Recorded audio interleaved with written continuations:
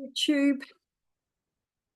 You know, for those of you who know me, then you know that I lead a pretty cool life. I've managed to create what I dreamed about as a child, and given how I grew up, that's somewhat of a miracle. So let me just explain why that is in my mind a miracle. Because maybe like you, I'm wired very negatively. My brain just lets me catastrophize and see all the negative before it finds the positive. So you know how when we were growing up, if you're of my age, there were optimistic people and there were pessimistic people. And I guess I'm more pessimistic than optimistic. So is the glass half full or is the glass half empty? And my brain always let me believe it was half empty, which meant for a very long time, I suffered from that deep dog of depression. And it didn't seem to matter how successful I was or where I lived. It followed me. And I used to think if I went to a new city or started a new job or got some new friends, basically changed my environment, then things would be different. And that's what I did every single year. I literally worked in a different country, in a different organization with different people, lived in different houses, chasing that feeling of things will get better when. And it wasn't until I learned Brooke Castillo's model. And really, it's not hers. It's like everything that I have discovered being on this journey.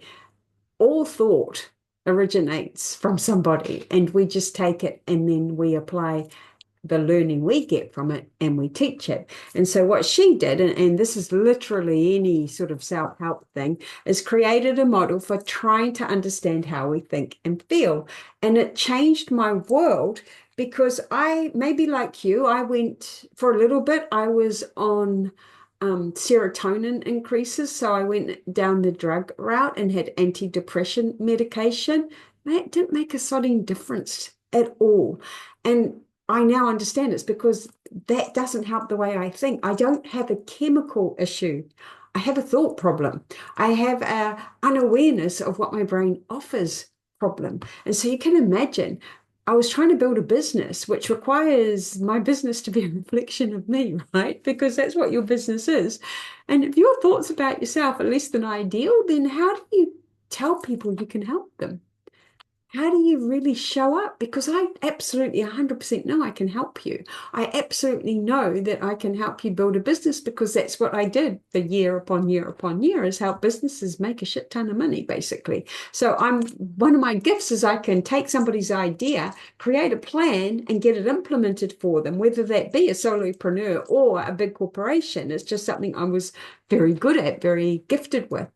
And I came to realize that until I understood how my brain worked, then I was doomed to keep repeating the patterns of my past. And a lot of that was self-sabotaging, fear of failure, fear of success, all of those negative things that maybe like me, you suffer from as well. And so let me just tell you about this model because it changed everything. And it changed everything because it allowed me to slow down my thinking so I could actually start to understand what it was I was thinking.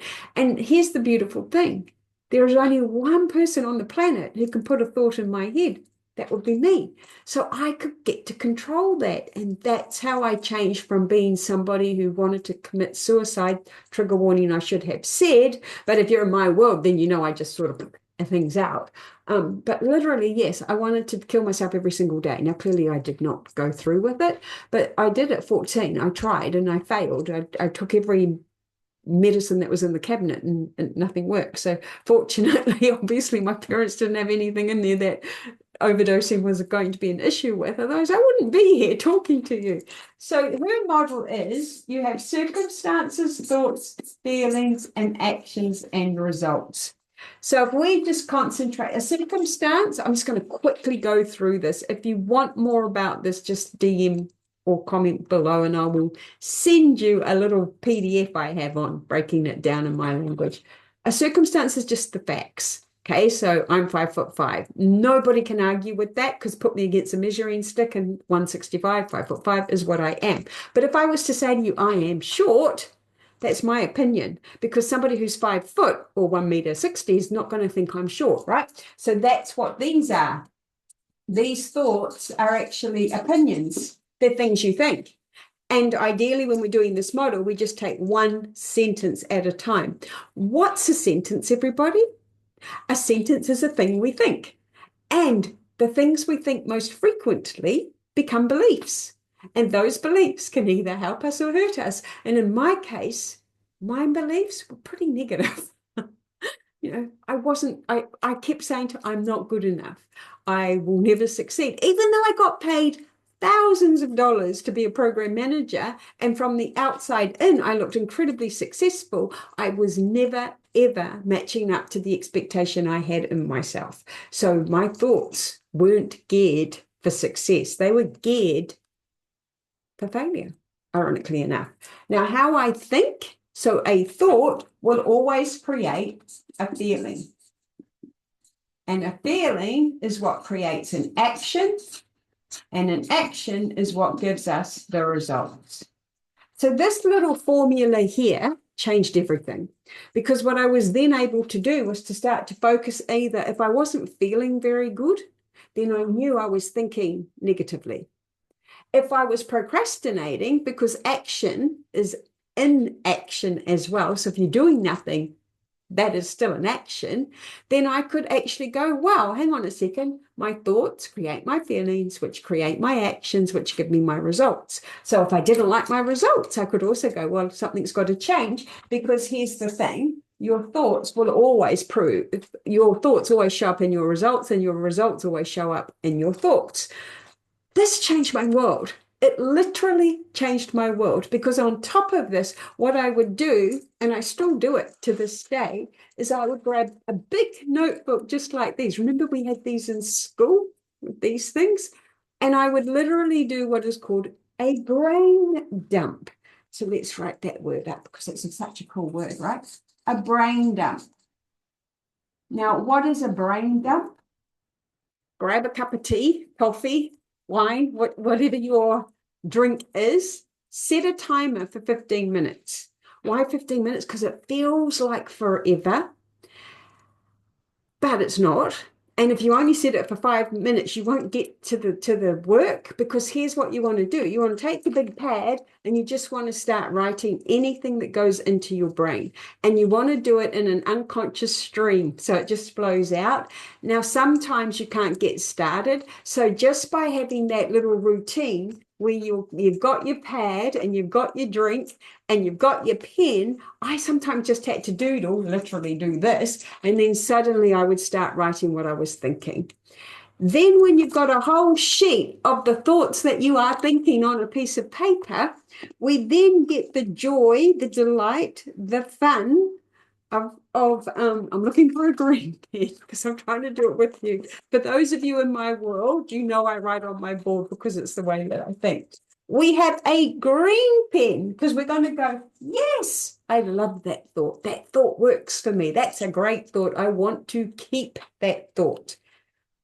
We have a red pen. Well, that thought's negative. That thought doesn't have me feeling great. That thought keeps me stuck. And then you can also use just a black pen if it's neutral, if it's of no issue, right? It doesn't work. It's not bad. It's not good. It's just what it is. I like chocolate. It's a good thought, right? It's just a neutral thought. What will happen if you're anything like me is you're suddenly going to find you've got a lot of red on the page. That's where the magic begins, because you start to become aware of what you think. And you can't start to become aware of that term we've all heard, your limiting beliefs. So remember, what is a belief? Is simply a sentence you have thought a lot of times. Doesn't make it true. It just means you've thought it a lot of times. What do I mean by that? Here's a good example. I'm not good at maths. Now, I have thought that since I was a little teenager, because one teacher in a maths class happened to say to me, "You're not good at maths." And I believed him. So I carried on with that thought my whole life. And then guess what happened as a program manager? So program managers manage lots of little project managers on big implementations of work. We have project managers in different streams who are looking after one aspect of a bigger program. You can imagine I had to manage budgets of upwards of $1 billion, and I'm not exaggerating. I could do that. That wasn't a problem. So why did I hold this belief that I wasn't good at maths? Because from a little age, somebody's opinion I decided to make as fact, which is why most of our limiting beliefs we created as a kid, as a child, when we didn't even know. And even when we weren't speaking, so when we were teeny tiny, if we grew up in households like mine, where my parents always argued, it wasn't a loving, supportive household, right? Then sometimes you would make that mean you weren't good enough, which is what I did. So they were always arguing. For some reason, that was my fault. And I also know that I shouldn't have been born at all, and that if I was going to be born, I should have been a boy. So I have all of this rubbish going around in my head. So it's not very difficult once you grow this awareness by doing these brain dumps. And honestly, guys, when I figured this out, when I found out about this method, I probably spent the next 6 months using it. Like I did brain dump after brain dump. And then the next piece, so I hadn't gotten there, is that anything on your sheet that is red, so let's say I am not good enough, which was my real common one. So I am not good enough. Oh, I wrote it in green. It's just the pen I picked up. You can imagine how that made me feel. Insignificant, undervalued, unloved, unwanted, depressed, defeated. You can imagine, right? Nothing good is coming from that thought. So what do I want to do with that thought? Well, that is what we would then call your unintentional thought. It's unconscious. You know you shouldn't be thinking it, but it's wired. I often use my thing and go, it's the lizard brain, because the lizard is sitting in his cave. He doesn't want anything to change. So he thinks that thought's brilliant. So he keeps thinking it because we've thought it so many times. It's a belief. Keeps him safe, ironically enough. That's why people have Stockholm syndrome and all that crap, because of this little lizard. So what do? Because you know that thought's not working. You now have this new awareness. Beforehand, if you were anything like me, you didn't understand that you could control the way you thought. You just thought your brain did what your brain did. So now I can create from an unintentional thought, a thought I don't want to think, a thought that's not giving me the results that I want in life, and I can make that thought what we call intentional. So what do I do to make a thought intentional? I change it. What could I think instead? Because I am not good enough isn't creating a good feeling. A good feeling won't lead to a good result, our action, which won't lead to a good result, right? So the first step that I always learned was to add yet or possible. Because here's why. I can't go from I'm not good enough to I'm fucking awesome overnight. It's not possible. My brain's going to go, liar, liar, pants are on fire, right? This little guy is going to go, you're a liar. I don't believe you. And so all we're doing is reaffirming that negative thought. That's why affirmations didn't work for me. You know, Louise Hay used to say, stand in the mirror and go, I love myself. Well, I didn't love myself, and it was too big of a jump, but I must have missed where she educated, make it believable. So I now call that like a little believability ladder. How can I get that thought to be believable so it's not so negative? So I would just go, I'm not good enough yet. Or it's possible I am good enough. And I would use my vibration, the feeling in my body, the emotion to check in to go, do I believe that? And if I believed that, every time I became consciously aware of the I'm not good enough sentence, I stopped it and said, it's possible I am good enough. And then what happens is you want to start to build up more thoughts that help that thought. Because how our thoughts work is every 17 seconds, apparently, a new one comes along. And that's why we have these spirals, and we can either spiral downwards or we can spiral upwards. So I always came down, and what you want to get to the point of is a pattern interrupt, something that stops you in your tracks because you've become aware that thought is a trigger thought. Once you start thinking those thoughts, more negative thoughts come, and before you know it, you're down here. The Dutch have a beautiful phrase for it. It's "ik sit in de put." So I sit in a hole. And that's what happens, right? I ended up sitting in holes of deep, dark depressions for no reason at all, because I have a fucking awesome life. And I do swear a lot. So apologies. YouTube's probably having a heart attack that I'm swearing so much. So cursey words, unfortunately. So does this make sense?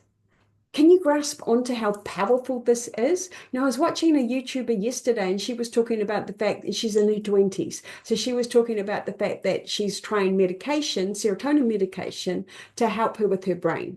And she'd already alluded to the fact that the way she thought was a problem because she had dark thoughts.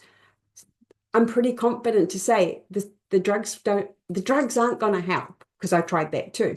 This helps. You becoming aware of what you're thinking, putting in place the believability ladder so that you can start to repeat a sentence you believe to build up a new belief.